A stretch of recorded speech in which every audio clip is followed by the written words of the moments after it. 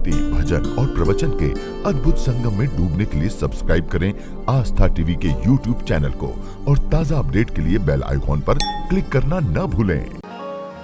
कलयुग में मनुष्य का जन्म कैसा है?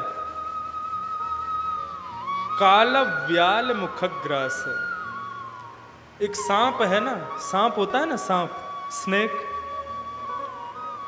उसके मुख में जब तक हम हैं तब तक हमें डरने की जरूरत नहीं है। डरने की जरूरत कब है? जब उसका मुख बंद हो जाएगा। यदि कोई बहुत बड़ा अजगर सांप मुंह खोल के बैठा तो उसके मुंह में घूम लो, कोई बात नहीं है, लेकिन यदि उसने मुख बंद कर लिया तो फिर आप बच नहीं सकते हो। तो ये अजगर सांप कौन है? समय, काल, समय, टाइम, ये जो है ये अजगर सांप है और इसने हमें पीछे से ऐसे पकड़ा हुआ है। हम लोग कब तक जीवित हैं? जब तक उसका मुंह खुला हुआ है। लेकिन जैसे ही इस टाइम रूपी अजगर सप ने अपना मुख बंद कर लिया, फिर हमें कोई नहीं बचा सकता। चाहे कितना भी बड़ा संत हो, कितना भी बड़ा महात्मा हो, कितना भी बड़ा मुनि हो, मरे हुए व्यक्ति को कोई नहीं बचा सकता। भागवत जी कहती हैं मरने वाले को मैं भी नहीं बचा सकती, लेकिन हां उसकी मृत्यु को सार्थक मैं बना सकती हूं। और ये मृत्यु सार्थक कैसे बनेगी? अंतिम श्वास में भगवान का नाम निकल जाए तो हमारी ये मृत्यु सार्थक हो जाए। वैकुंठ दो लोग जाते हैं, दो लोगों को भगवान की प्राप्ति होती है मरने के बाद। आज सुन लो शांति से, क्योंकि हम सब लोग क्या चाहते हैं? जितने दिन जीवित रहें तो खुशी से रहें और मर जाएं तो भगवान को पालें। यही चाहते हैं ना सब लोग। जितने दिन जिंदा रहें, खुशी खुशी रहें और मर जाएं तो भगवान की प्राप्ति हो जाए। इतना आसान थोड़ी है, बहुत मेहनत करनी पड़ती है भैया इसके लिए। तो श्रीमद् भागवत जी कहती हैं दो लोगों को भगवान की प्राप्ति होती है। सुन लो किस किस को होती है। एक तो वो जो अपने देश के लिए सीमा पर जाकर के अपने प्राणों को गवा देते हैं, उनको भगवान की प्राप्ति होती है। और दूसरे कौन? जो अंतिम श्वास में भगवान का नाम लेकर के मर जाते हैं, उनको भगवान की प्राप्ति हो। तीसरा कोई नहीं है। ये दो लोग हैं जिनको भगवान मिलते हैं।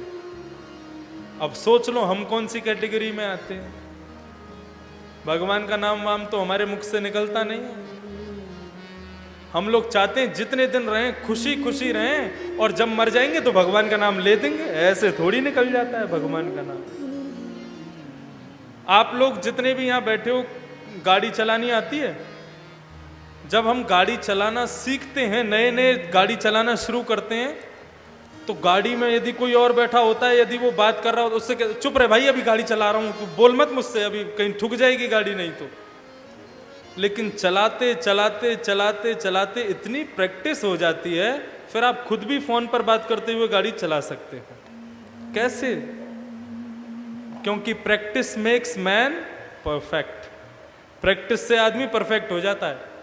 हमारी माताएं बहनें जब रोटी बनाना सीखती हैं तो पहले तो कभी भारत का नक्शा बनता है, कभी कहीं का नक्शा बनता है, कभी कुछ बन जाता है, लेकिन बनाते बनाते बनाते बनाते इतनी हैबिट हो जाती है, कहीं और देख के भी बनाएंगी तो वो रोटी गोल ही बनती है। तो फिर ऐसे ही भजन है भैया। यदि जीवन भर नहीं गाओगे और सोचोगे अंतिम श्वास जब आएगी तब ले लूंगा, फिर नहीं निकलेगा। वो तो शुरू से ही प्रैक्टिस करनी पड़ेगी भगवान नाम की, तो अंतिम श्वास निकलेगी तो अपने आप ही हमारे मुख से भगवत नाम निकल जाएगा। श्रीमद् भागवत कहती है मरने से तुम्हें कोई नहीं बचा सकता, लेकिन मरने का जो डर हमारे अंदर है उसको निकाल दो।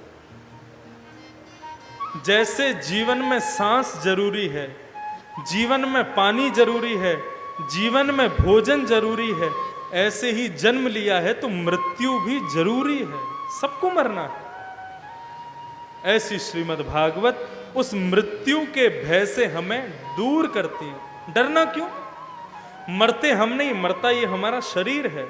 हम तो आत्मा है, हम तो परमात्मा में विलीन हो जाते हैं।